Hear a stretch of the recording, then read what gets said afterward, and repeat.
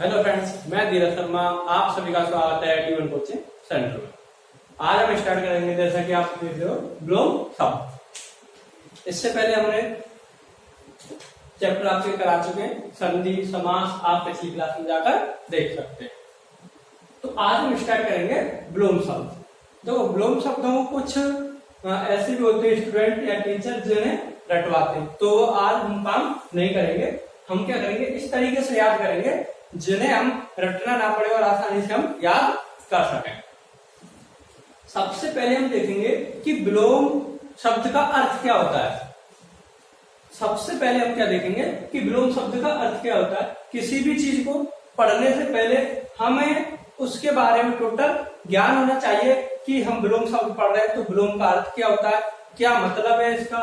इस तरीके से हम बिल्कुल याद करेंगे। तो ब्लोम शब्द का मतलब होता है विपरीत। या तो विपरीत बोल सकते हैं या तो बोल सकते हैं उल्टा। क्या बोल सकते हैं? उल्टा। मतलब किसी भी शब्द का उल्टा अर्थ देना क्या कहलाता है? विपरीत। ब्लोम क्या कहता है? विपरीत। तो किसी भी शब्द का उल्टा अर्थ देने वाला क्या कहलाता है? विपरीत कहलाता है। जैसे कि हम देखें, ये क्या है? अनुलोम, और इनके क्या लिखेंगे इस जगह पर? ब्लोम। ये क्या है? अनुलोम, इस जगह पर हम क्या लिखेंगे? ब्लोम। तो आइए हम स्टार्ट करते हैं। सबसे पहला है जंगम। क्या है सबसे पहला? जंगम। तो हमें सबसे पहले अगर हमें अर्थ पता होगा कि जंगम का क्या अर्थ है, तो हम आसानी से इसका क्या लिख सकते हैं? ब्लोम लिख सकते हैं। तो जंगम का अर्थ होता है जंग, मतलब किसी चीज में जंग लगना। एक तरीके से हम क्या है, एक आसान तरीके से हम याद रखेंगे। तो जंगम का मतलब क्या है? किसी चीज में कोई चीज जंग लग जाती है तो वो क्या है? चल नहीं सकती। तो जंगम का जो अर्थ है वो क्या है? जो चल सकता है। जो चल सकता है। जंगम मतलब जंगम का क्या अर्थ होता है? जो चल सकता है। तो इसका ब्लोम क्या हो जाएगा? जो नहीं चल सकता। तो इसका मतलब क्या हो जाएगा? यथावत। देखो, मैं आपको फिर से रिपीट कर रहा हूं। जंगम का अर्थ क्या है? जो चल सकता है। तो इसका विपरीत क्या हो जाएगा? मतलब उल्टा। जो नहीं चल सकता। तो इसका क्या हो जाएगा? ब्लोम यथावत। क्या हो जाएगा? यथावत। इसके बाद आती है सृष्टि। क्या आती है? सृष्टि। अब इसका तो सभी अर्थ जानते हैं। सृष्टि का मतलब क्या, अर्थ क्या होता है? निर्माण या रचना। सृष्टि का अर्थ क्या होता है? निर्माण या रचना। तो किसी चीज का निर्माण करना या किसी चीज का रचना करना, वो क्या कहलाती है? हमारी सृष्टि। और किसी चीज को खत्म करना क्या कहलाएगा? प्रलय। क्या कहलाएगा? प्रलय। तो सृष्टि का विलोम शब्द क्या हो जाएगा? प्रलय। आप इनके जितने भी मैं अर्थ बता रहा हूं, आप उन्हें लिखकर याद करोगे तो आसानी से याद कर सकते हो, और 2 या 3 बार रिपीट करने के बाद इन्हें कभी नहीं भूलोगे। इप्सित। इप्सित का मतलब है प्रिय, मतलब चाहने वाला। क्या है? चाहने वाला। और अनिप्सित का मतलब क्या हो जाएगा? ना चाहने वाला। तो इसका विलोम क्या हो जाएगा? अनिप्सित।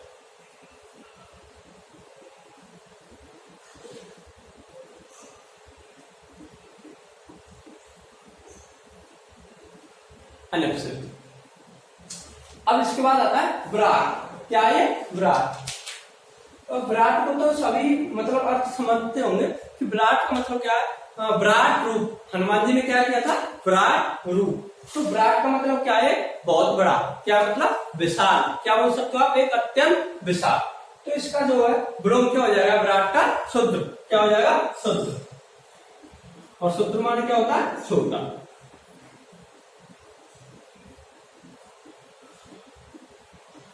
शुद्ध का क्या मतलब हो जाएगा? छोटा।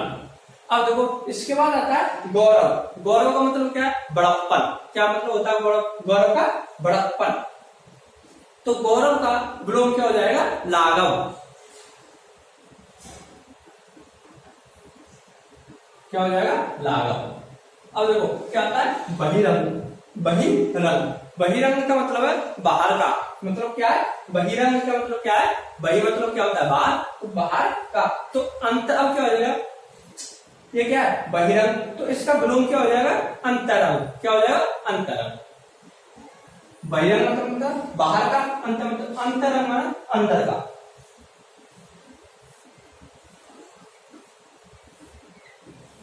अंतर। अब आता है तिमिर। तिमिर का मतलब होता है यहाँ पर अंधकार। क्या होता है तिमिर का मतलब? अंधकार या अंधेरा। तो इसका क्या हो जाएगा? विलोम क्या हो जाएगा इसका? तिमिर का मतलब क्या है? अंधकार। तो आप इसका क्या कर सकते हैं? प्रकाश भी कर सकते हैं और आलोक भी कर सकते हैं।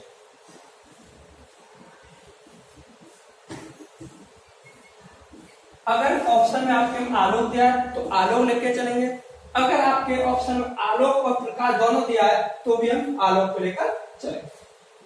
अगर यहाँ होता अंधकार तब हम लिख सकते थे यहाँ उजाला। अब आता है इसका प्रत्यक्ष। प्रत्यक्ष का मतलब होता है स्पष्ट दिखाई देने वाला। क्या मतलब होता है? स्पष्ट दिखाई देने वाला। तो इसका विलोम क्या हो जाएगा? परोक्ष। क्या हो जाएगा? परोक्ष, ना दिखाई देने वाला।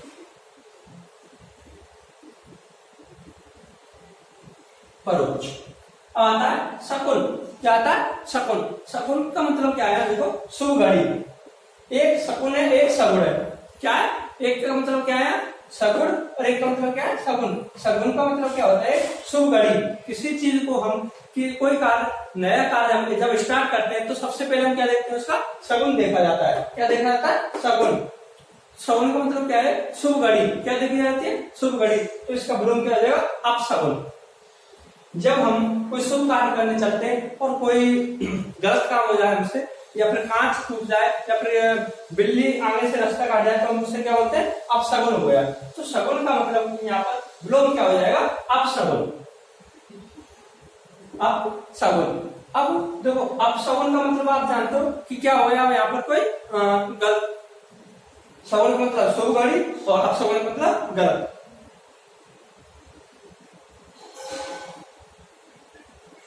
अपशगुन। अब आता है इसके बाद सगुण, मतलब गुण रहित। गुण रहित या फिर बोल सकते हैं गुण युक्त। सगुण। तो इसका क्या हो जाएगा? निर्गुण।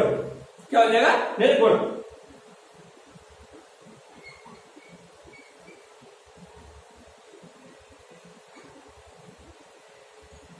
निगुण। क्या हो जाएगा इसका? निगुण। अब इसके बाद आता है आकाश। आकाश का आप सब जानते हैं। आकाश का क्या होता है? आकाश का क्या होता है? पाताल। अब आता है राजा। देखो, कहीं कहीं पर राजा का विलोम रानी भी होता है। क्या होता है? रानी भी होता है, प्रजा भी होता है और रंग भी होता है। ये इसके तीनों होते हैं। अब ऑप्शन के ऊपर है कि आपको राजा के ऑप्शन किस कौन कौन सा दिया है। और कहीं आप ये सोचो कि तीनों होंगे तो तीनों नहीं होते। क्या क्या हो सकता है? राजा, प्रजा या रंग। अब देखो, अगर आपको वीडियो अच्छी लगी है तो वीडियो को लाइक करें, शेयर करें, जितने भी आपके फ्रेंड हैं उसके पास शेयर करें। इसके बाद आते हैं नेक्स्ट हमारे संयोग। संयोग का मतलब क्या होता है? मेल होता है, किसी से मिलना। क्या होता है? मिलना, या फिर मिलना, या फिर बोल सकते हैं मेल। तो संयोग का मतलब है मेल या मिलना। तो इसका विलोम क्या हो जाएगा? वियोग, किसी से बिछड़ना। वियोग। अब आती है अतिवृष्टि। अतिवृष्टि। अति का मतलब क्या है? अधिक। अति का मतलब क्या होता है? अधिक, बहुत अधिक। बहुत अधिक वर्षा जो धन के लिए हानिकारक है।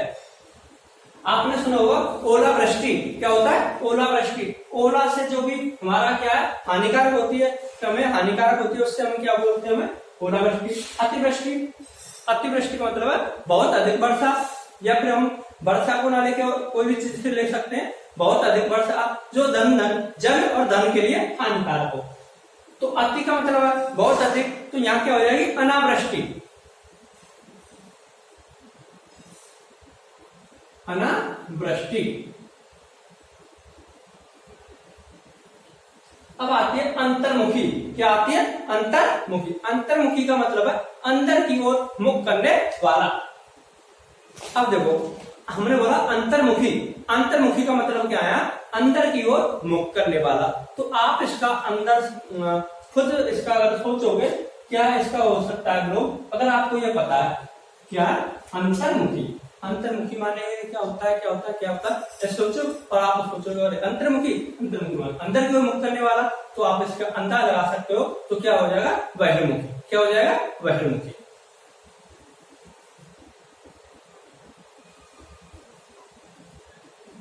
बहिर्मुखी।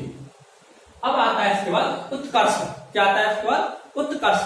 उत्कर्ष का मतलब होता है उन्नति करने वाला। क्या होता है, उन्नति करने वाला। तो उत्कर्ष का मतलब उन्नति करने वाला, और इसका क्या हो जाएगा फिर अपकर्ष। क्या हो जाएगा, अपकर्ष मतलब उन्नति ना करने वाला,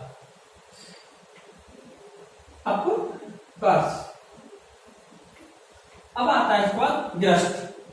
क्या आता है इसका मतलब, ग्रस्त का मतलब क्या है, बिजी रहने वाला, व्यस्त रहने वाला। तो इसका कोई आदमी अगर हमसे बोले कि क्या आप ग्रस्त हो, तो इसका विलोम क्या हो जाएगा, मुक्त। क्या हो जाएगा, मुक्त। ग्रस्त माने व्यस्त रहने वाला, मुक्त माने फ्री रहने वाला, मुक्त। इसके बाद आता है अज्ञ। अज्ञ का मतलब होता है ना जानने वाला। क्या होता है अज्ञ का मतलब, ना जानने वाला। तो इसका क्या हो जाएगा, विज्ञ मतलब जानने वाला। क्या होता है, जानने वाला। अब देखो अज्ञ या हम यहाँ पर लिख सकते हैं अज्ञानी। इसका मतलब आप जान सकते हो, अज्ञ मतलब ना जानने वाला, अज्ञानी मतलब ना जानने वाला। एक विज्ञ जानने वाला, ये होता है सर्वज्ञ, सब कुछ जानने वाला। एक होता है, ये तो आप जानते हो, सामान्य। क्या है, सामान्य। तो इसका क्या हो जाता है, विशिष्ट। विशिष्ट। अब देखो सबसे ज्यादा कंफ्यूजन हमारा क्या होता है, यहाँ अमर। अगर मैं इस जगह पर आपके दो ऑप्शन दे देता हूं, अमर के दो ऑप्शन दे देता हूं, एक दे देता हूं मृत्यु और एक दे देता हूं अव्यय। तो देखो अमर का मतलब है ना मरने वाला। अमर का मतलब क्या है, ना मरने वाला। मृत्यु का मतलब क्या होता है, मृत्यु का मतलब होता है यहाँ देहावसान, निदान, या फिर हम बोल सकते हैं देहांत, निधन, और या फिर हम बोल सकते हैं मौत। आप लिख सकते हो मृत्यु के अर्थ क्या होते हैं, देहावसान, या फिर हम बोलते हैं निधन, या फिर मौत, या फिर देहांत। और मतर्य का मतलब होता है ना मरने वाला। वो सॉरी, अमर का मतलब क्या है, ना मरने वाला, और मतर्य का मतलब मरने वाला। तो अगर ऑप्शन में ये दोनों आते हैं आपके पास, तो कौन सा सही माना जाता है, ये। आप इसे कभी मत करना। और ये ऑप्शन में हमेशा दिया होता है मृत्यु। अमर का जब विलोम शब्द पूछेगा तो आपको क्या दिया होगा, मृत्यु, और मृत्यु नहीं होता। जबकि ज्यादातर ऑप्शन में जितने भी स्टूडेंट है वो क्या करके आते हैं, मृत्यु कर देते। अमर मतलब मरने वाला, मृत्यु मतलब इसे कर देते। और जबकि क्या है, मौन मतलब क्या, ना मरने वाला, तो मतलब दिमाग मरने वाला। और जबकि मृत्यु का क्या मतलब हो जाता है, देहांत, मृत्यु, निधन या मौत। तो इसके बाद आप पहले यहां से स्क्रीनशॉट ले सकते हो। तो नेक्स्ट क्या है हमारा, कथित। और देखो कथित का मतलब क्या होता है, कहा गया हो, अनुलोम विलोम। कथित का मतलब क्या, कहा गया हो। अगर हमें इसका कोई विलोम अगर हमसे पूछता है कि कथित का विलोम क्या होगा, तो क्या हो जाएगा, अकथित, मतलब ना कहा गया हो। कथित कहा गया हो, अकथित ना कहा गया हो।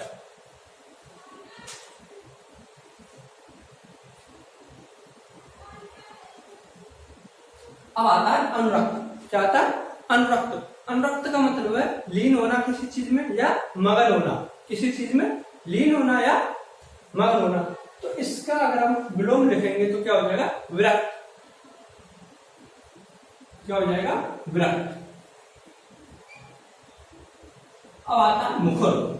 क्या आता है, मुखर मतलब होता है जो अधिक बोलता हो। क्या है, जो अधिक बोलता हो। तो इसका अगर हमसे पूछा जाता है विलोम तो क्या हो जाएगा, गंभीर, जो ना बोलता हो। या फिर हम बोल सकते हैं जो कम बोलता हो। मुखर माने जो अधिक बोलता हो, गंभीर मतलब जो ना बोलता हो, या फिर जो कम बोलता हो, गंभीर। मुख, अब क्या है, मुख। मुख माने होता है गूंगा। क्या होता है, गूंगा। तो इसका क्या हो जाएगा, वाचा, मतलब बोलने वाला। क्या हो जाएगा, वाचा।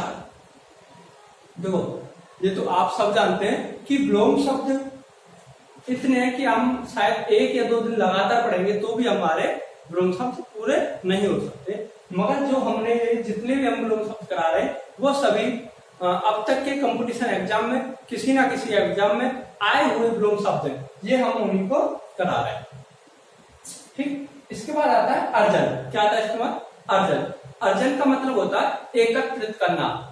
क्या होता है अर्जन का मतलब? एकत्रित करना, या फिर बोल सकते हैं एक तरीका से आय।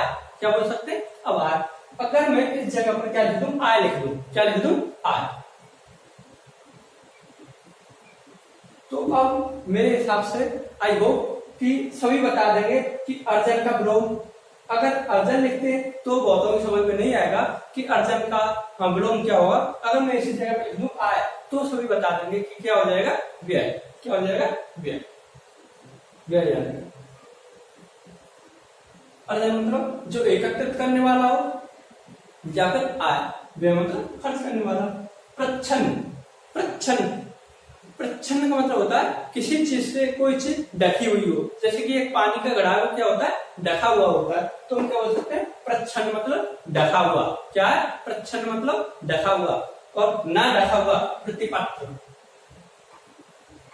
प्रतिपत्र। प्रच्छन्न मतलब क्या है? ढका हुआ, और प्रतिपत्र माने ना ढका हुआ। प्रभावी, ये तो सब जानते हैं। प्रभावी, अप्रभावी। अप्रभावी। देखो तरुण सेम यही है। जैसे अर्जन मतलब ऐसे यहां पर है तरुण, आय यहां क्या है? बाल। तो देखो अर्जन का मतलब क्या होता है? एकत्रित करने वाला, या फिर आय। ऐसे ही तरुण का अर्थ क्या होता है? यहाँ तरुण बोले या फिर बालक बोले। क्या बोले? तरुण बोले या फिर बालक बोले। अगर तरुण दिया है तो इसका क्या हो जाता है? वृद्ध हो जाता है। क्या हो जाता है? वृद्ध। बालक का क्या हो जाएगा? युवक। तरुण का वृद्ध। अगर तरुण होता है तो क्या माना जाता है उस जगह पर? वृद्ध। अगर बालक दिया होता है तो क्या हो जाता है? युवक। अब आता है प्राकृतिक। प्राकृतिक का मतलब क्या है? प्रकृति से जो चीज हमें प्राप्त हुई है उन्हें क्या बोलते हैं? प्राकृतिक। और कृत्रिम क्या बोलते हैं? जिन्हें हम खुद अपने द्वारा कोई चीज बनाई हुई होती है उसे क्या बोलते हैं? कृत्रिम। तो प्राकृतिक का विलोम क्या हो जाता है? कृत्रिम। इसके बाद आता है ह्रस्व। आप हमारी पिछली क्लास की होंगी तो ये सब जानते हैं ह्रस्व स्वर और दीर्घ स्वर। तो ह्रस्व का विलोम क्या हो जाएगा? दीर्घ।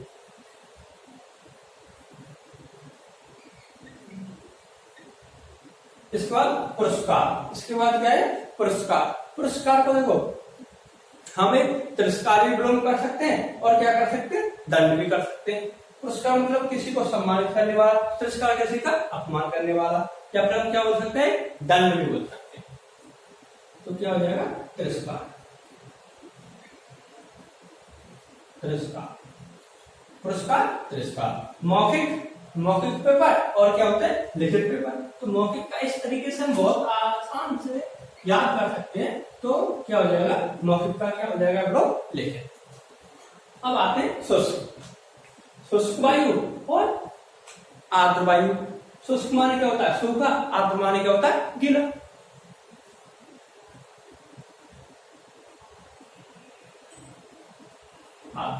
अब आता है अपेक्षा।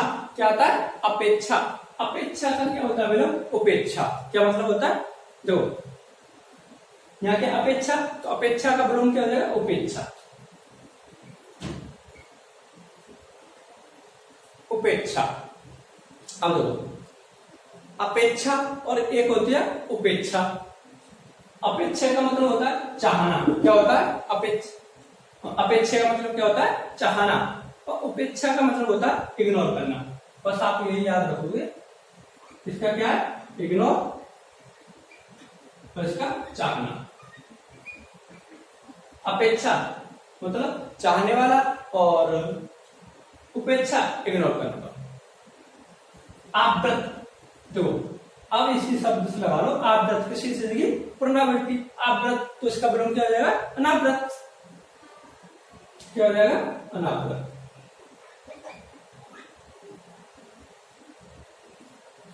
हास। हास का मतलब होता है हानि। क्या होता है? हानि। जैसे कि लोहा होता है, लोहे में जब एक जंग लगती है तो उसका क्या होता है, हास होता है। क्या होता है उसका, हास होता है। तो अब यहाँ पर क्या है, हास का मतलब इस जगह पर क्या होना है, हानि, किसी चीज का मतलब क्षय होना। तो इसका क्या हो जाएगा, विकास। क्या हो जाएगा, विकास मतलब प्रोन्नति करना। हास मतलब क्षय होना, विकास मतलब प्रोन्नति करना। अब होता है सामूहिक। सामूहिक का मतलब सब जानते हैं, समूह। क्या होता है, सामूहिक का मतलब क्या होता है, समूह। इसी का अगर हमें क्या लिखना है, विलोम, तो विलोम क्या हो जाएगा, एकांगी।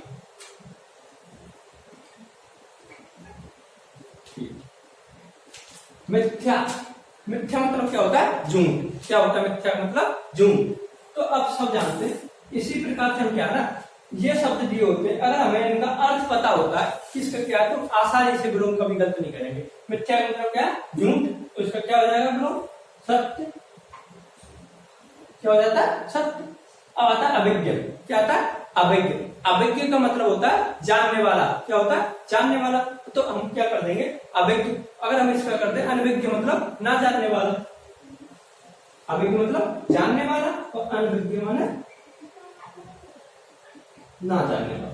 क्या हो जाएगा, अनभिज्ञ मतलब ना जानने वाला। अब देखो, उपचय, उपचय और अपचय, ये तो सभी ने आप जानते हैं। उपचय का मतलब होता है अपचय, उपचय और अपचय। उदयाचल। अब आप सब जानते हैं कि सूरज हमारा उदय होता है और अस्त होता है, तो उदयाचल का विलोम क्या हो जाएगा, अस्ताचल। अस्ताचल। अब आता है ग्रह। क्या आता है, ग्रहण करने वाला और त्याग करने वाला। तो क्या हो जाएगा, त्याज।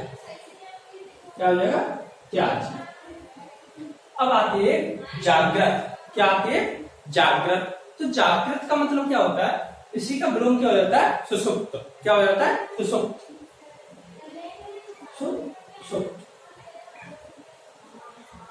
तो आज हमने जितने भी आपको विलोम शब्द कराए, ये सभी विलोम ऐसे थे कि जो अब तक किसी ना किसी कंपटीशन एग्जाम में अब तक पूछे गए, कंपटीशन एग्जाम से रिलेटेड जितने भी थे ये। तो आई होप अगर आपको कोई प्रॉब्लम आती है तो आप हमें कमेंट में करके बता सकते हैं कि इसका नेक्स्ट पार्ट हमें बनाना है या नहीं।